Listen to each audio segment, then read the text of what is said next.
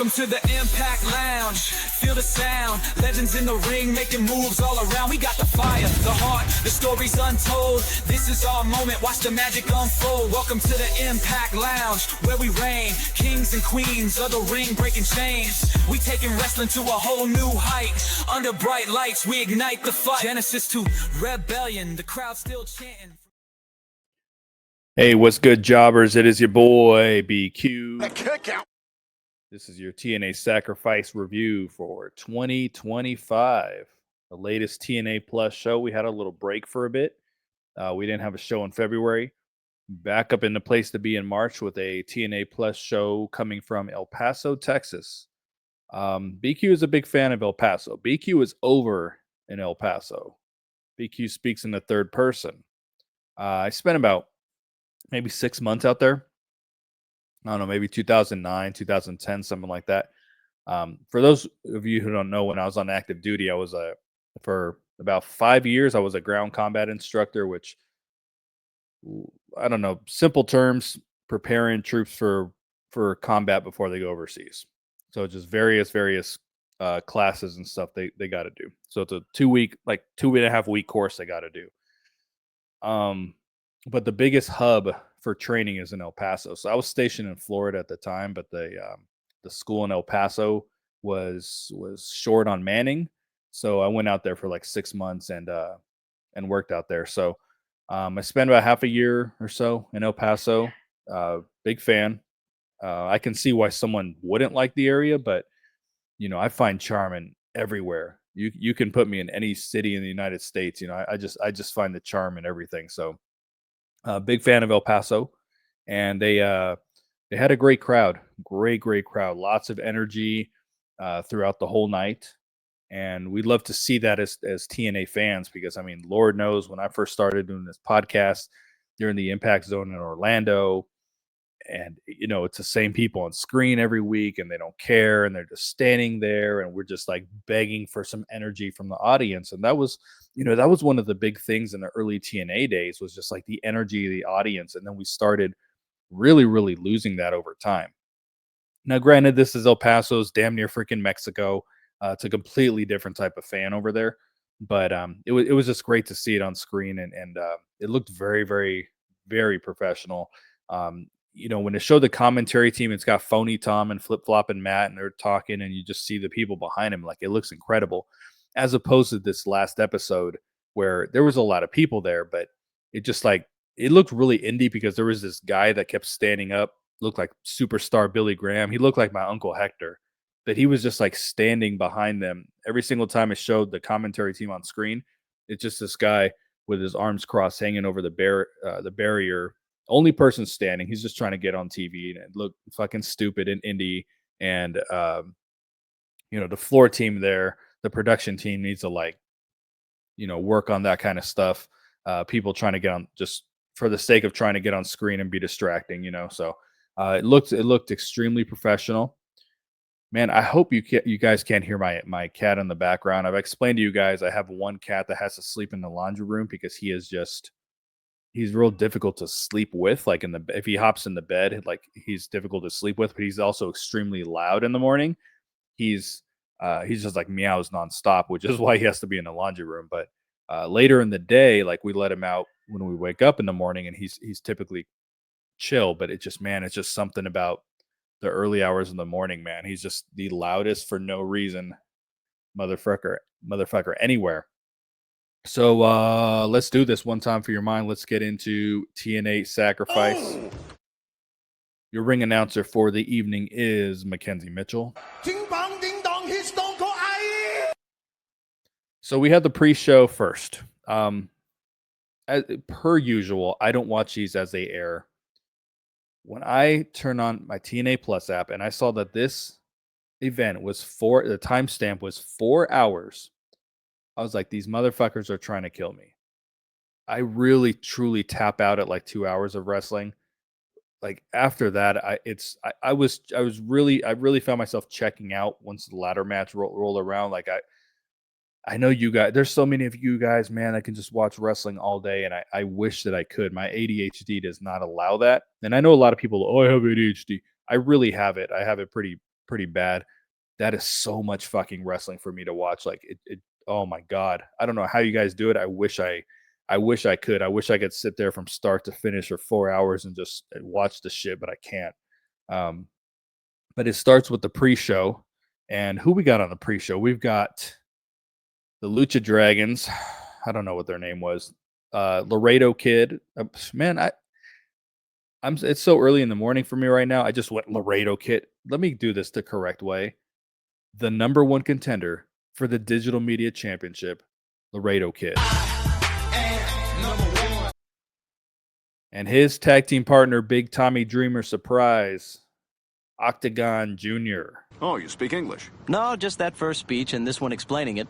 You're kidding, right? Okay.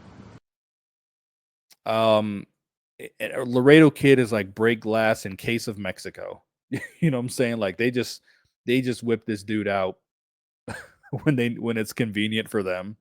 He's gonna kill this. They're in Mexico, so it's kind of like, okay, we got to pretend he's a big deal in this company, and like we feature him every week on the show, which they clearly do not. Their opponents were economy class of Big Boom AJ Francis and his partner Casey Navarro. But I am telling you right now, that motherfucker back there is not real. The King of Coach. I like this opening match. I thought I was going to hate it. I actually liked it quite a bit. Laredo Kid and Octagon Jr. looked very good here. Yeah, it's like the flippy luchador stuff, but I mean, it worked for me. It worked because AJ Francis is obviously a man of much bigger stature. So it's not like it's luchador versus luchador, or it's, or if it was just, I wouldn't have liked it if it was just like Casey Navarro versus one of them. But throwing AJ Francis in there, kind of changed the pace up for me a little bit. I thought it was pretty good. I thought for the most part, this entire show, everyone who was supposed to win won. There was nothing like overly offensive to me where I'm like, why did this person win? Not that I'm supposed to take it that seriously, but of course, when I'm looking at a card, you look at a match, okay, I want this person, I want this person, I want this person. This one, I just feel like everybody won that should have won. Stay tuned because they're going back to TNA booking. I'll explain what I mean later. But I thought this was the right move here for AJ Francis and Casey Navarro to go over. Number one, Laredo Kid does not win matches. Don't just have him win matches for the sake of winning matches. And it gets a little heat, It reminded me of Slammiversary when they're in Canada and they felt the need to send the crowd home happy. And every single match was who the crowd wanted to win. And I just wasn't into it. No one got any heat coming out of that show. The only one that did was Josh Alexander, but then he lost after the heel turn of Joe Hendry. So there was just like no heat. It was all feel good moments. And then when you do that, it's like, well, where do the stories go from here? So I thought they'd made the right move with the heels going over in this match. And then they played highlights and all sorts of shit for like 30 minutes. It felt like it was never going to end. I keep fast forwarding. It's not ending. And then after that, I kind of commend them for doing this.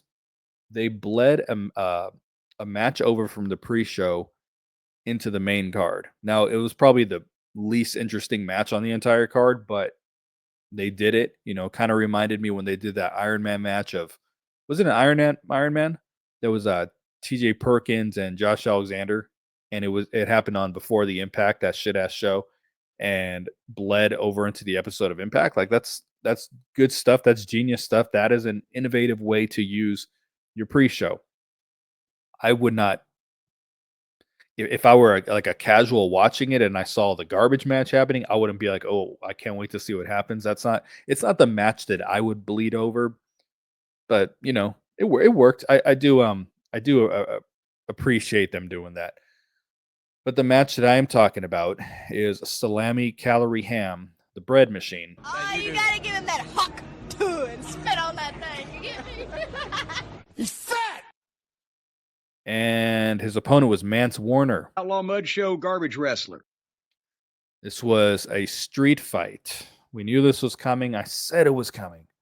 I said it was coming the minute Vance Warner debuted on the show. I was like, we're building to a garbage match. Garbage out of here!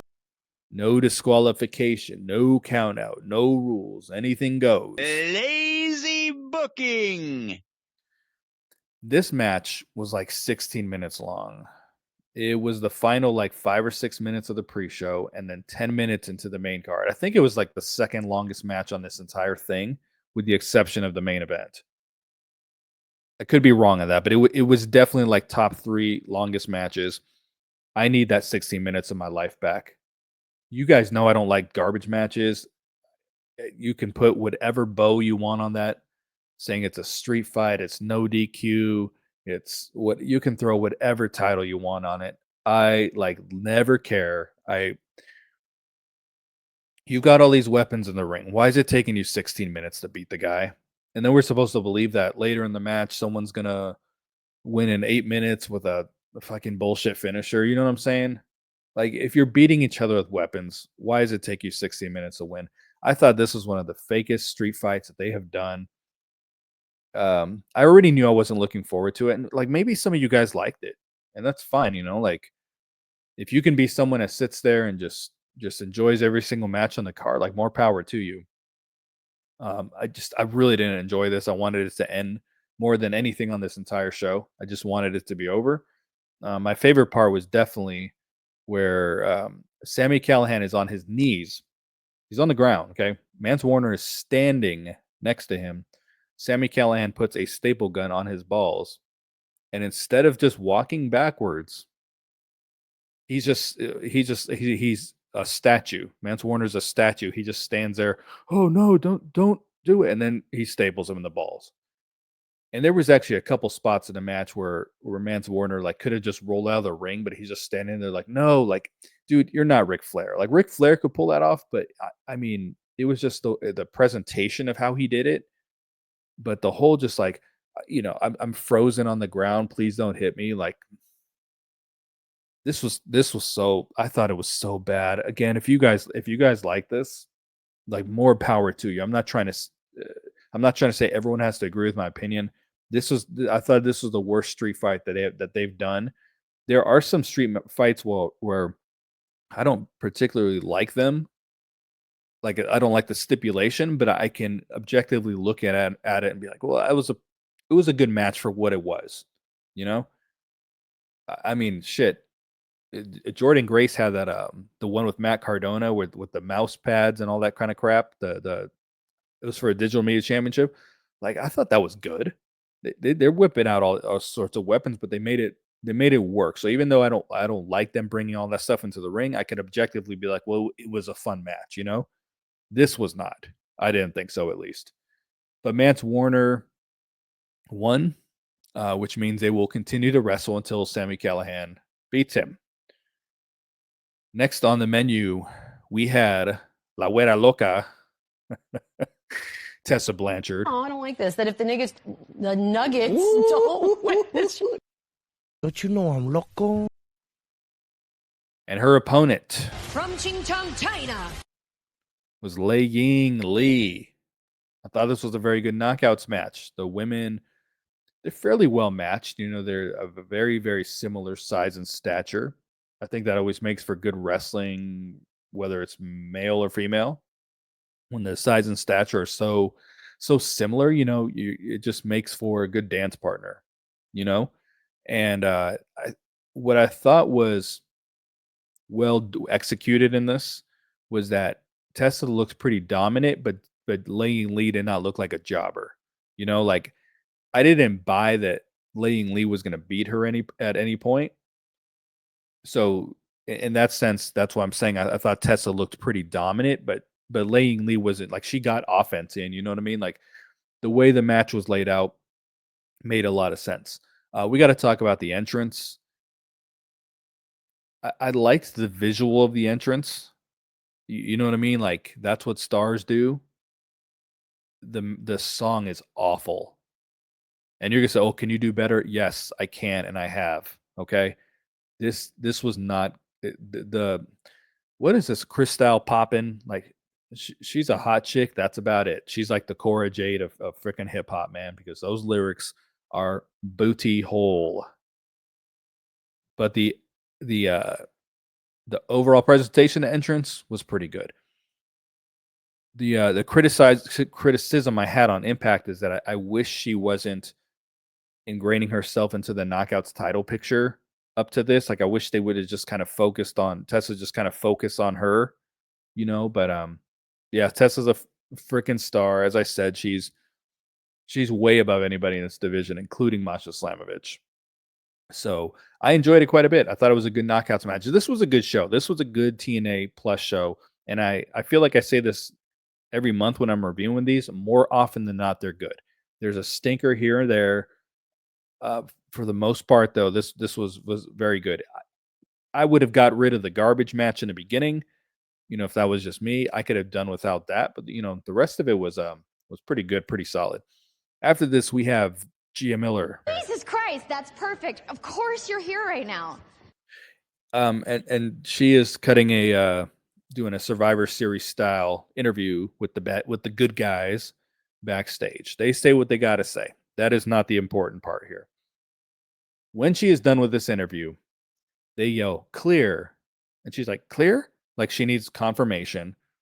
And it's, I'm really looking forward to that. Like, first of all, Gia's acting is much improved, so she was natural in what she did. I didn't think it came off fake by any means.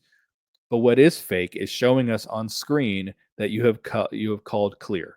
Has that happened in any other point on this show in wrestling period where they're, it's showing her like she finishes the interview, she's doing the goofy smile for like 5 seconds, like she always does, and then there's the camera still on her. This clear. When do they show that kind of backstage stuff ever? Like I understand what they were trying to do, but that's like the fake shit I'm talking about. They just happen to keep the camera rolling. And because they did, up came Ryan Nemeth. Well, let me tell you something, brother. And he jaw jacks at her and tells her she has stupid bangs and she is fake offended after, like I said, her acting is so improved, but then you just throw in phony shit like that. Anyway, after this, we had the team of Genuine, Tank, and Tyrese. We had Wesley. For all you old folks, that was Mr. Belvedere's voice there. And their opponents, this is a 3-on-3 match. The Rascals. In one word, would I use dope? Nope. And Ace Austin, King of the Mid-Card. Is this your card? Yes, oh my gosh. It's not, is it? No, All right, so I am not Dave Meltzer, okay? Who blocked me, by the way, on Twitter after using my information as his own. I'm not Dave Meltzer where I'm like, yo, this was a 5-star match. I didn't like it. Like, I try to be pretty honest. I try to say I can see why people like a match. I could not rate this a 5 out of 5 and be like, well, I didn't like it. I can see why people enjoyed this match, why they found it to be a lot of fun. There's a lot of the wrestling audience that loves this, okay? I didn't. I'm going to tell you why. So this was like a 10-minute match. There could not have been a combined 2 minutes of this match that wasn't overly choreographed and rehearsed, throwing like the fake punch that someone's going to duck under, or the fake kick that someone's going to duck under so that you can do whatever rolling reversal you got. It was the entire match. The only times that it wasn't like that was when Tank and Tyrese were in there. And I'm so impressed. I'm going to call them by their real names. Tyron Boubois and Taylor. I don't know what their names are. But they're impressive, man. They're really good. But the only things in this match that looked real, that looked like they hurt, they looked like they had any purpose behind them, was what they did when they were on offense. But when it was Ace, when it was the Rascals, when it was Wes Lee, it's all just just like overly choreographed, spinning and throwing punches and kicks that aren't going to land because that's not part of your offense. You're just doing stuff to roll into some kind of reversal, some kind of fucking bullshit. So again, like if I can see why someone enjoyed this, 100%. I'm not trying to say this was a bad match. I just didn't. It's not for me. That's all. That's all. But you guys, a lot of you guys, I'm sure, absolutely love this. I thought the finish was very, very good.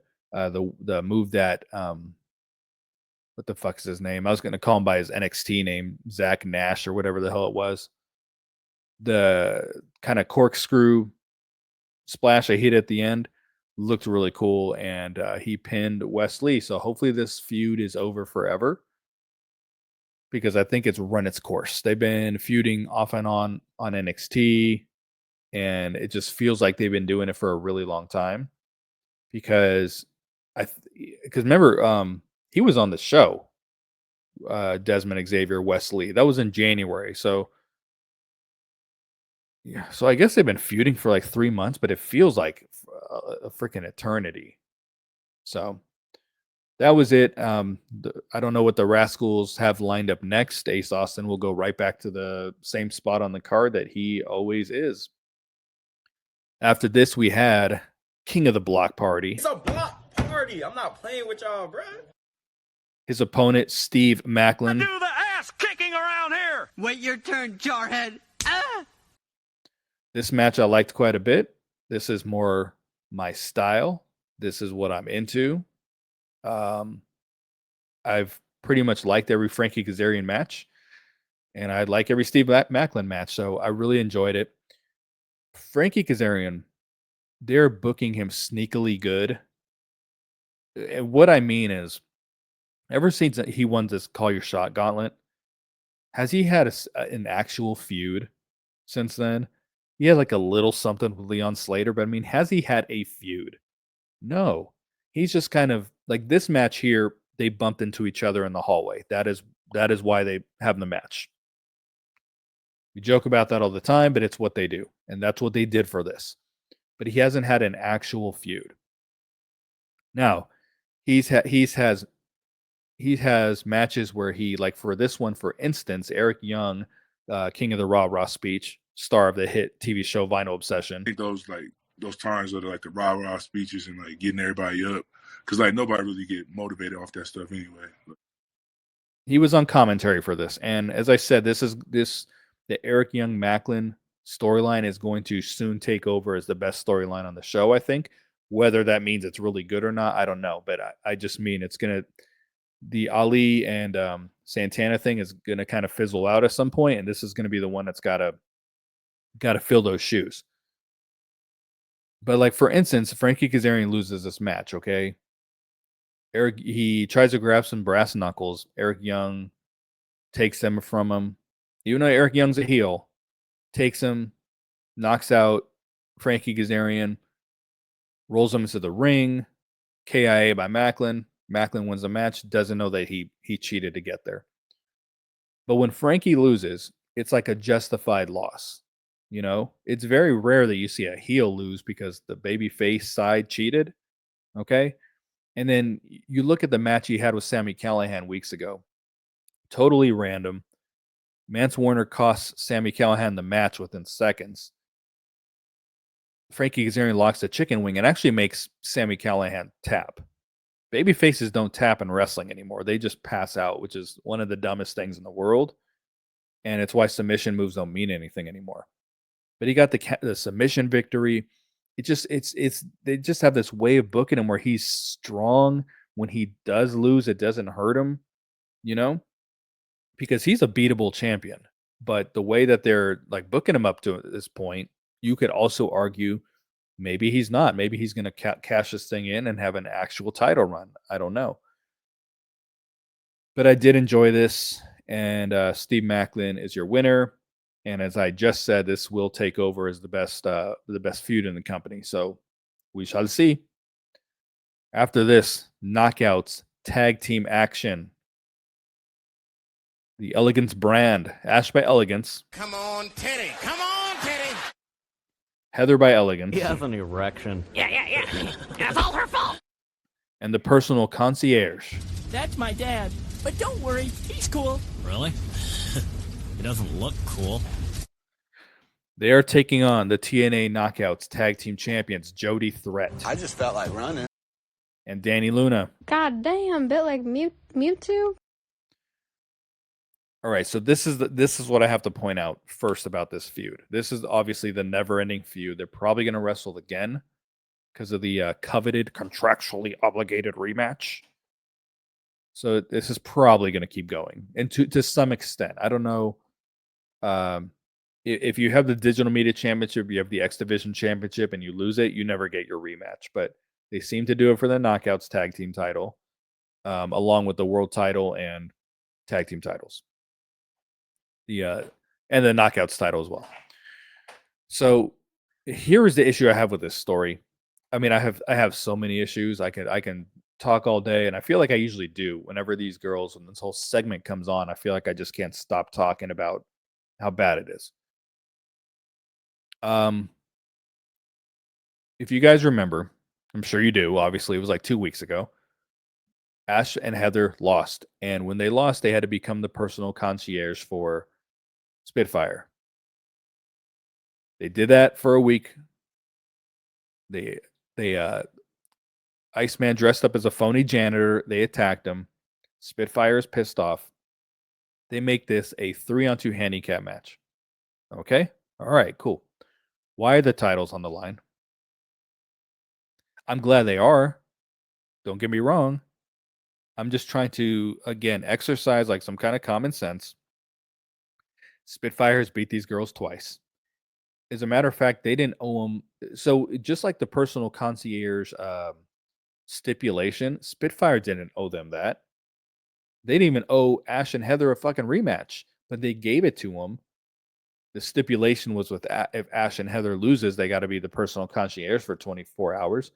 And then for whatever reason, Danny Luna's like, if we lose, we'll be yours for 24 hours. For what? They don't owe them jack shit. I'm just talking about like if this were real, okay? So the whole thing happens. They attack him. Spitfire wants their revenge. So put him in a 3-on-2 handicap match. Why are the titles on the line? They don't owe them a rematch. They don't owe them a title shot. This obviously was not good. It usually is not. They had one match that was pretty decent. I will say though, Iceman, the personal concierge, his outfit, I could not believe he wrestled like that. Like little shitty physique, you know what I mean? But he's embracing it.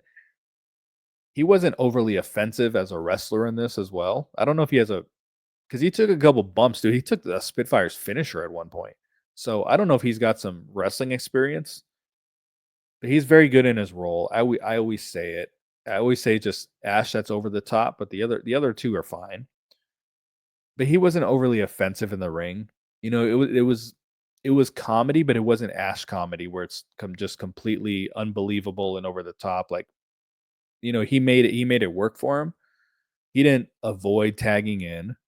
You know, he obviously got in at the most opportune moments. But I thought he was very funny here, and I always say, funny people are funny. People who are not funny are not funny. You know, he is very great in his role. So I was, even though the match like overall wasn't that good, I was entertained by it. You know what I mean?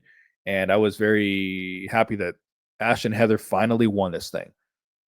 Now I think Ash is taking some time off, going to Qatar or something like that for a month. I think the reason they did the 3-on-2 match, I'm just taking a guess here. I don't think they're gonna like. So after this, Lash Legend and Jakara Jackson showed up. By the way, from NXT, I had a feeling those girls were coming at some point. And you know, I've seen some people saying, "Oh, they're probably just gonna win the titles right away." Well, they probably will win the titles. Number one, but number two, I think they did this 3-on-2 handicap match because I think if they film the next several weeks of TV without Ash, the personal concierge can wear the belt, kind of like Eric Young back in the day. I think he'll be like, well, I'm one of the tag team champions. I think it's going to kind of go that route to where the belts are still on screen. You know what I mean? They're gonna do something to write Ash off TV for a little bit, but they will keep both belts on screen. That is where I think they're gonna go with it. One thing I found kind of interesting with this was that Ash was yelling, "I'm the champion." So at first they win the belts, and she was holding up both belts, almost like they're both mine. And then Heather kind of like, "Hey, let me get it." And she go, "Oh, okay, yeah," and gave it to her. And then she's yelling, "I'm the champion," after that. So are they trying to break up Spitfire already? Not Spitfire, Ash and Heather. I don't know. Maybe I'm like reading too much into it. I don't really know. Entirely possible that I am. Ash is just a bad, unbelievable heel. Like Wesley earlier, I was thinking when I saw him on screen, I was like, he's a good heel, you know? Like we know that he was a beloved babyface in this company, but he's a good heel. Like you would actually boo him when he comes out. You know, like Ash is a bad heel. She needs to learn from someone. I don't know. There was a spot actually in this match where someone took a DDT on the outside from the apron that was pretty devastating. And I'm gonna give Jody Threat some props. Usually when they book Spitfire matches, they try to make Danny Luna look like the standout. I thought Jody Threat looked really, really good here. I thought her offense and just everything she did was had power. It was crisp. It looked good. You know, I'm not the biggest fan in the world. I don't know if I understand the gimmick, but you know, and I've never been. The reason I'm not a Spitfire fan is because I can't get over when they basically squashed MK Ultra. That's really all this goes back to where I thought Spitfire was like, oh, they're just beatable opponents. MK Ultra is going to be the champions forever. Now we know there was something going on. I don't know exactly what yet, but there was a reason they took the belts off at MK Ultra very quickly like that. But I thought those girls were going to be like the champions forever at the time. And then when these kind of jobberish girls, they weren't doing a whole lot at that point, come on and take the titles. Now I'm just pissed. You know what I mean? And I've kind of pretty much held that against them ever since they've been the champions. But I did think Jody Threat looked very good here. Speaking of very good, after this we had Mustafa Ali. If you vote for me, all of your wildest dreams will come true. Taking on Mike Santana. That's nasty. Definitely the match of the evening. Everyone knew that was going to be the minute that it was announced. We knew it was going to be match of the evening. And, you know, these guys obviously can really, really work. Everyone was very invested into the story. They're just both doing fucking excellent work. I mean, everything about this, with the exception of the piston in the cup, everything else, 10 out of 10. You know what I mean? And I thought the right finish happened. I thought Mustafa Ali needed to win. You know, they cheated a little bit. The great hand jobs, excuse me. Tasha Steelz get involved. Ali holds onto the bottom rope, gets the win. That was the right call. At the beginning of the show, I said TNA booking. We'll get into this a little bit more later. They're going to wrestle again. It's just like AJ Francis, and we're going to get into again, and Casey Navarro are going to wrestle the Lucha Dragons again because they just keep wrestling until the babyface wins. Like, no heel wins anything in this company. Unless the title is involved and they have to obviously have a title reign. Anything without a title is just like wrestle until the babyface wins. Like, I'm all for the good guys getting their comeuppance, but sometimes a bad guy needs to win the feud, you know? That's how you build credible heels. But this was such a good match. If you're just listening to my review and you didn't watch it, and if you're subscribed to TNA Plus, like, this is the one that you want to check, especially because it's the best story they have going on. So if you're into the wrestling, you're into the story, like this is it. This has everything. And after the match, he grabbed a bottle of, I guess it was a beer, from a fake fan who was like, had his hands up, grabs the beer, it was a cup of beer, excuse me, and then puts it in the ring like he leaves it for Mike Santana. So like, this is just really, really good stuff. Knockouts world title action after this. Ariana Grace was on commentary. I'm sorry that people are so jealous of me. but I can't help it that I'm popular. And her girl, Cora Jade. I got a lot of discipline, but 25-year-old with them big cans and that peanut butter skin. And her opponent is the Knockouts champion. She is the director of sanitation, director of waste management, Masha Slamovich. How do you like my garbage truck? This truck is in honor of Kamala and Joe Biden. All right. I should say director of the sanitation department. So Masha, I appreciate that she's trying to come out looking like a star. I'm totally, like, if she came out with her old look, I'd be like, hey, update your look like a star. I appreciate the effort. This outfit, this Missy Elliott ass outfit that she wears, she comes out, she looks like she just won a bid on an episode of Storage Wars and just threw on the first thing that she saw when she opened the unit.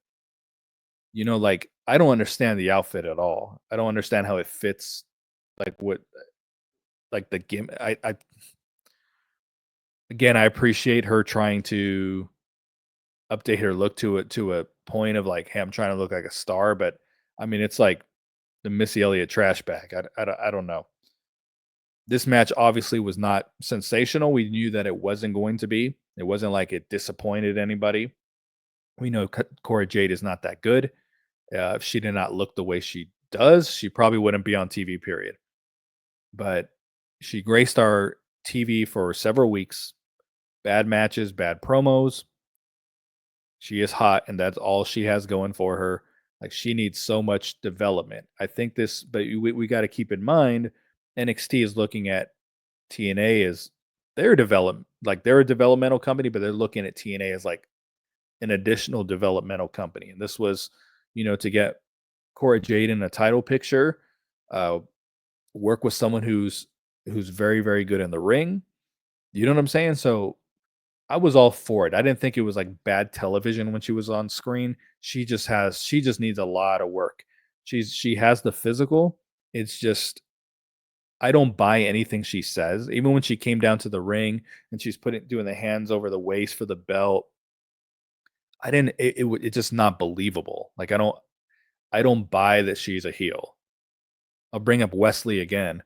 You can buy that he's a heel when he comes out. You can buy that Tessa Blanchard is a heel, but yeah, Cora Jade, like, I'm just not buying it a little bit. It is, it's just fake acting, but that's what they do on NXT. So it just doesn't translate well to TNA television at all. So obviously this was not a phenomenal match. Even the way the finish happened, I don't know what the hell Masha's pile driver finisher is. It has some weird name, but it just kind of happened out of nowhere. It was kind of like how Toni Storm hits the Storm Zero, like her pile driver really, really quickly. That's kind of how Masha hit this. It was just like, okay, feud, like, the feud's over at that point. So we will retire the Cora Jade soundbite because I don't expect her back on TV. Yeah, I got a lot of discipline, but 25-year-old with them big cans and that peanut butter skin. After this X Division title match, Tom Hannafin wants you to know that it's not about weight limits. It's about no limits. The limit does not exist. And we had the X Division champion and two-time grand champion, Moose. Damn you, Moose. His opponent, the charismatic enigma, Jeff Hardy. My name is Jeff. And this is a ladder match. Easy booking. I told you guys earlier, I kind of checked out at this point. It was a good ladder match. I think it was probably better than I remember it. I was just kind of checked out at this point. Again, it's a 4-hour wrestling show.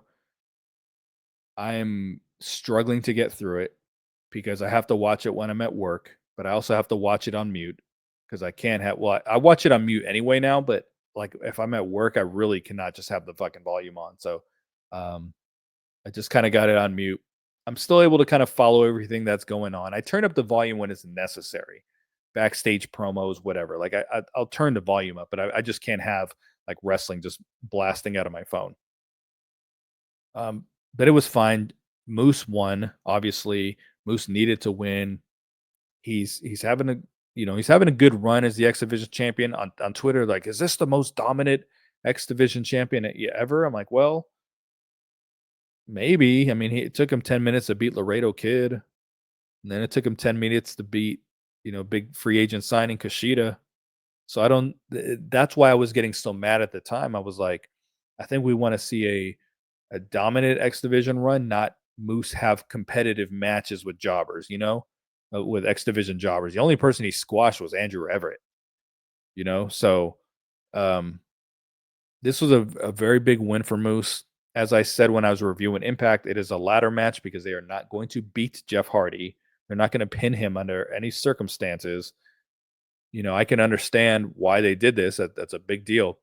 But if you notice in this entire feud, Jeff Hardy never cut a promo. He was never like, I'm going to be the next X Division champion.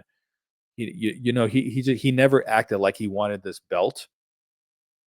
I mean, the belt is kind of beneath him at this point, but Moose was the one that was cutting the promos, and they made the match. It made it a ladder match, but at no point did we hear Jeff Hardy address Moose and I'm going to take your title.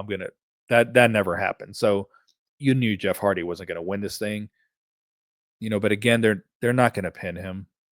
And even if they go on to wrestle the Nemeth brothers, Jeff Hardy's probably not taking the pin. So, it's a ladder match in order to protect both guys. So Moose is your champion. I don't know where they're going to go for Moose next. For what's next for him. That's going to be interesting. I don't know what kind of. I mean, I would imagine they're going to pull someone from NXT, but I mean, he just feuded with someone from NXT, so I don't know. I don't know what they got for him next. He's not going to keep wrestling Jeff Hardy because, as I said, when a title is involved, a heel can win a feud. But other than that, so we'll see. They've handled the system pretty good all year, so we'll see what they do. I'm trying to think from the main event. Elijah's not going to wrestle for the X Division Championship. I don't believe. Oh, duh. They're going to move on to Leon Slater. That's what it is. That is where it's going. Okay. My bad. That's what it is. I still think this should be the Ace Austin spot. I thought they should have pivoted. But they're sticking to the course, which is Leon Slater. So that's clearly what they're doing. After this, guess who's just standing around on his cell phone? Sometimes it may be good, sometimes it may be shit.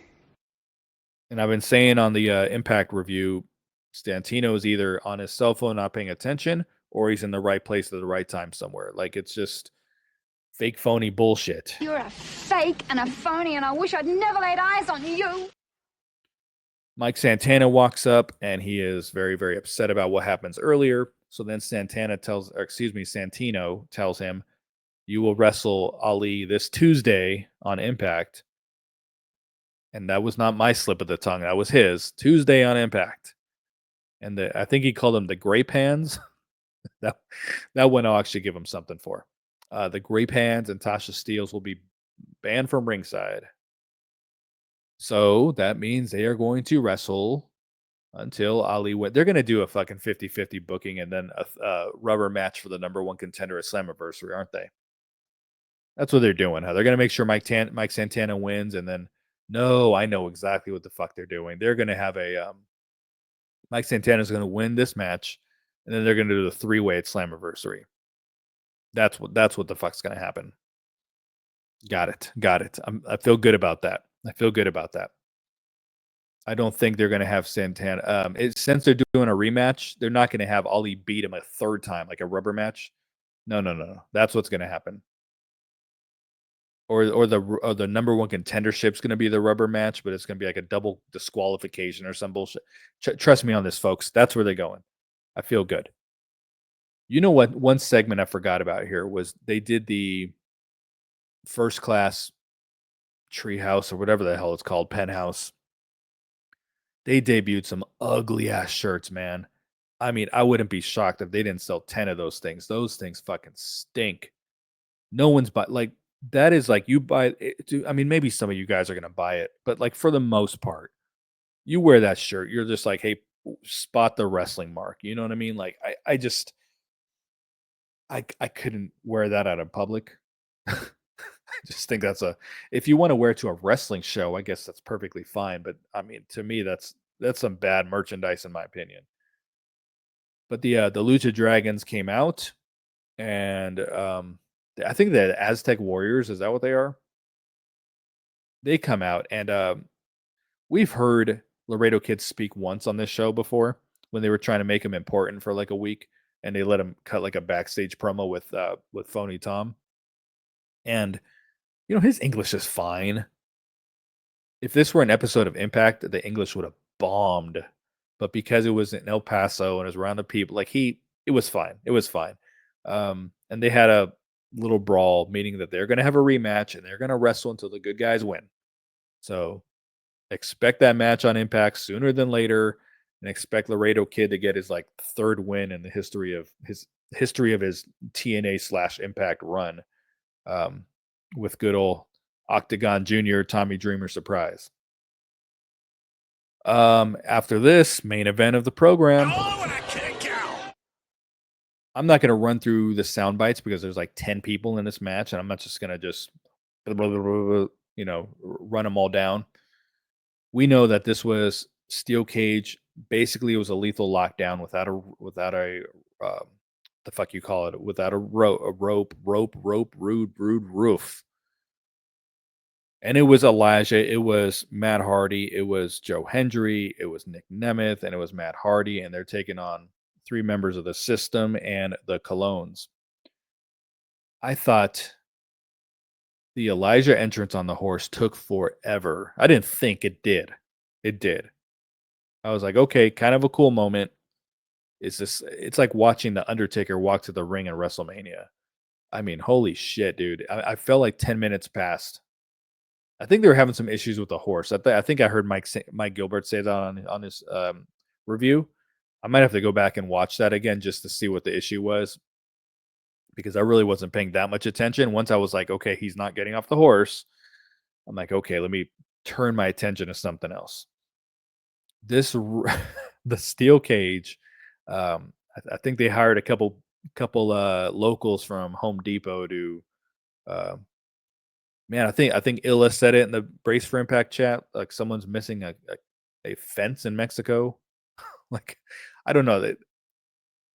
This was not a good look. This was not what Elix Skipper jumped off the top of. This is one of the most dangerous looking low budget cages ever. But you know what? Who cares? Because we got a cage. We got a cage finally. It's not the most beautiful one in the world, but it's a cage. And now hopefully we have some cage matches going forward. I don't think they're going to beat it to death by any means. I don't think we're going to have monthly cage matches, but it was 5-on-5. Someone comes down every 1 or 2 minutes. Some people were saying online they feel like the intervals are too short, to have a real, like, I think the intervals are too short for the call your shot gauntlet. Like, it doesn't matter if you draw 1 or 20, like they're both basically in the ring at the same time, and number 1 has been in the ring for what it's like for 5 minutes. It's like nothing. But some people think the intervals are a little short. They could be a minute longer. The match was fine. Obviously the good guys won this. We know they were going to win. Joe Hendry did do some goofy bullshit, but he was also kind of serious at moments too, which was good. I thought Dango looked really good when he came out. Like Eddie Edwards was wearing like a 4XL shirt. I mean, he just keeps bumping up the sizes on these shirts week to week. Dango came out looking great. Hit some really good offense when he came out. So, I thought he stood out. But the story was after the match, and man, I called this, and I don't want to take too much credit because I call things all the time that don't remotely come to fruition, but kind of called this. I said, this is the moment for Nick Nemeth to turn heel in the cage. It didn't happen in the way that I thought it would. I mean, I don't know what I thought, but I didn't expect him to turn on Matt Hardy, and it makes sense because they were basically clowning his brother, saying he wasn't allowed in the match. And it makes sense why Nick Nemeth, when he was doing the video chat while he was acting kind of like, I was like, yo, he's usually a good actor. And I thought he was acting like really phony. well, he's maybe kind of transitioning to a heel, whatever. So really good beatdown after the match. I can't say it was unexpected. I think for most people it was. For me, it wasn't because, simply I was like, they're not going to do Nick Nemeth versus Joe Hendry 3 babyface versus babyface again. No heat. That's just not going to happen. So I became increasingly more positive that he was going to turn heel. I didn't expect it to be on Matt Hardy though. I think I expected it more so on Joe Hendry, but it was on Matt Hardy. It was all really done very well. Ryan Nemeth has been a real snarky heel all this time. And now I'm wondering, I don't think he's going to go back to the my brother. I think they might be more of a serious heel tag team at this point going forward. So we'll see. But I thought it was a great ending to the show. I thought overall it was very, very good. I could do without the garbage match. The 6-man tag team match wasn't my style, but other than that, even the Knockouts tag team title match wasn't the best in the world, but I wasn't offended by it. Cora Jade was not, putting on a Matt Classic out there. I wasn't offended by it, So overall, it was a good show. Lots of energy. Fun show to watch. Very long. I wanted it to be over very badly, but I think majority of you guys probably don't care about the length. Just kind of me. It's whatever. That's gonna do it for me, folks. I am your boy BQ. I will talk to you guys next time. Peace.